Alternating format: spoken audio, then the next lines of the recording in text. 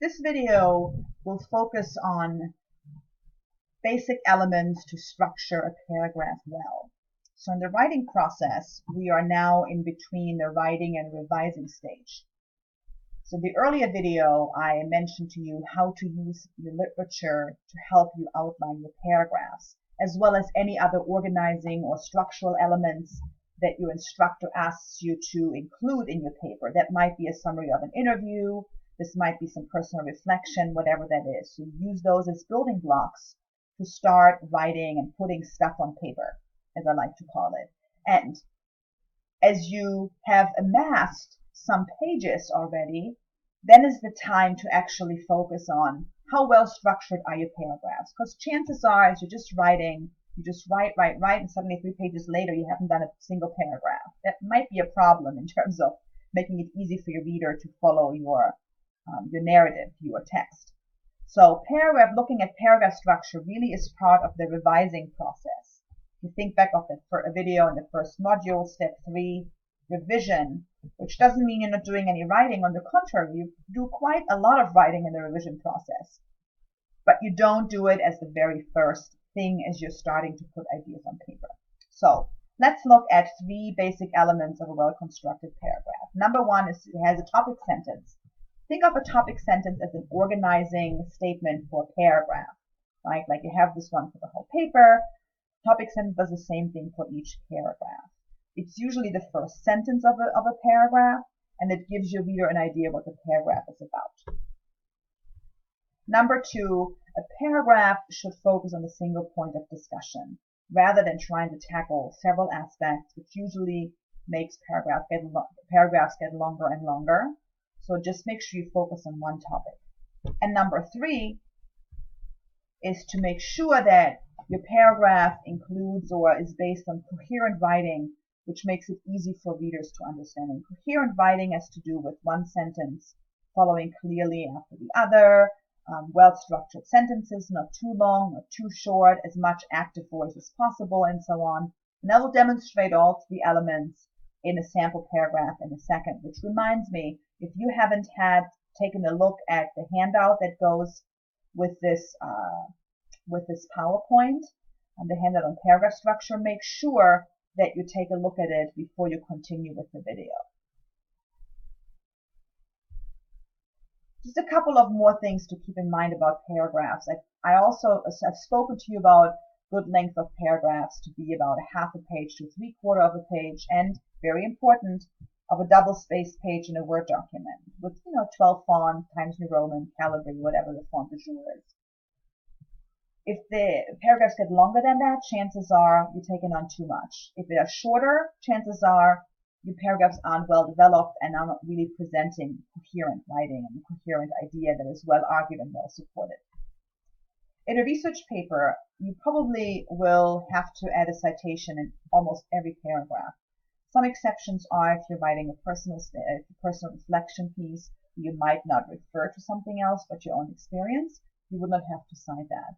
But in general, I think I have rarely seen a paper in a research academic setting that doesn't have a paragraph with at least 1 citation. So keep that in mind as you're drafting.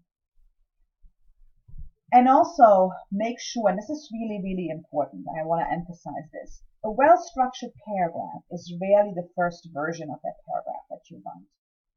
In my experience as a writer myself, and having worked with many writers over the years, well-structured paragraphs come out of careful revision, right? Step 3 of the writing process. So fairly late, halfway through, so to speak, of those 4 steps.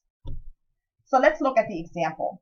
I won't read this. If you haven't had a chance to read this yet, pause here, read this over, and then continue with the video. So again, we're looking at these 3 elements: topic sentence, focus on a single point of discussion, coherent writing. So let me demonstrate how this paragraph from an article, A Nurse Educator, meets all of these 3,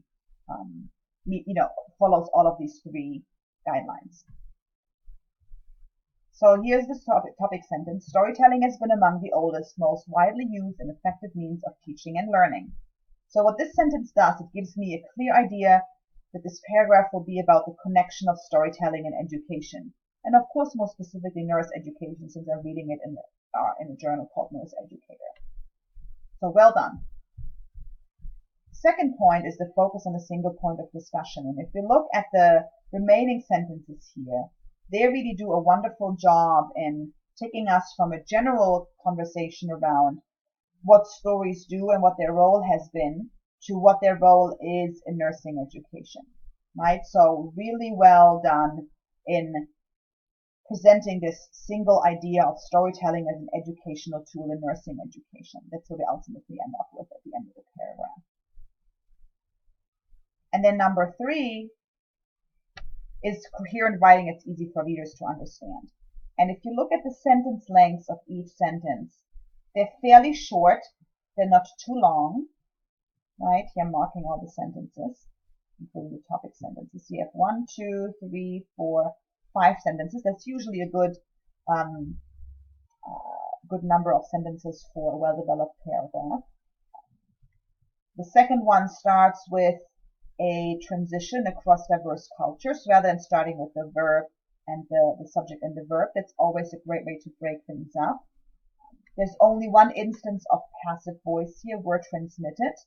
The rest of the sentences are active voice. Has been, stories served, different tenses of course, but still active. Stories served as, storytelling provides, educators use, transmit, and introduce, right? So all active verbs, which really makes this easy to follow and presents a coherent narrative. And the other thing that has, as I mentioned before, is that if you think of this moving from a general to a specific topic, it starts very generally with storytelling and then gets narrower and narrower until it ends at the end with the role of storytelling in nursing classrooms. That's another way to really take your reader from your general statement about storytelling as this old technique that people have used for teaching and learning, and then present how it is actually really, how this applies also to nursing education. So keep this in mind as you're writing your paragraphs. Your paragraphs will look very different from these unless you write something similar in a topic, similar to topic. But keep in mind these 3 elements: topic, sentence, focus on a single point of discussion, and coherent writing that's easy for readers to understand. And you should, if you apply these in your revision process, you're going to be in good shape. Again, having somebody else review the work with you and read through it and give you their feedback, and asking them to actually look if these elements are in there is also a really good idea. You can use our writing consultants, trusted friends, as well as colleagues in the classroom to do that.